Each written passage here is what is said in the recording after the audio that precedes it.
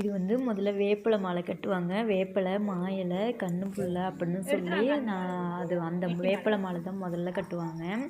அது கட்டினதுக்கு அப்புறம் தான் நம்ம கடையில் வாங்குகிற மாலை எப்போவுமே கட்டுவாங்க. அதுதான் நான் முதல்ல இந்த வேப்பிலை மாலை கட்டியிருக்கேன். அடுத்தது இந்த மாட்டுக்கு வந்து எங்கள் அம்மா வேப்பிலை மாலை கட்டினாங்க. எங்கள் அப்பா பிடிச்சிட்டு இருந்தாங்க, எங்கள் அம்மா கட்டினாங்க.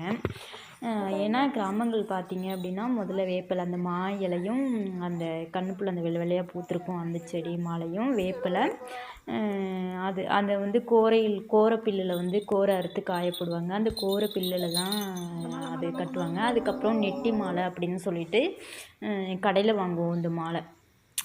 இதை 2வது கட்டுவோம். மொத்தம் 3 மாலை கட்டுவோம் மாட்டுக்கு. இது வந்து 2வது மாலை வந்து இது வந்து எங்கள் அம்மா வந்து அந்த மாலை கட்டிட்டுருக்காங்க. இது கட்டினதுக்கப்புறம் கடையில் வாங்குகிற இன்னொன்று மணி மாலையாக இருக்கலாம், இல்லை வேறு ஏதாவது தாழ் பூவில் இருக்கிற மாலையாக இருக்கலாம், எதுனாலும் ஒன்று வாங்கி அதை கட்டுவாங்க. இது வந்து ஒரு மணி மாதிரி இது பெரிய மாடு அப்படிங்கிறதுனால இந்த மணியை முதல்ல கட்டிட்டு அப்புறம் இன்னொரு மாலை கட்டலாம் அப்படின்னு எங்கள் அம்மா இதை கட்டிகிட்டு இருந்தாங்க. ஏன்னா ஏன்னா மாடுகள்லாம் எப்போவுமே நம்ம இது மாதிரி வருஷத்துக்கு ஒரு வாட்டி தானே செய்கிறோம். அது கொஞ்சம் பயந்து கொஞ்சம் வந்து தலையை ஆட்டிகிட்டே இருந்தாங்க. அதனால் எங்கள் அப்பா ஒரு சைடு வந்து மாட்டை பிடிச்சிட்டே இருந்தாங்க பத்திரமா.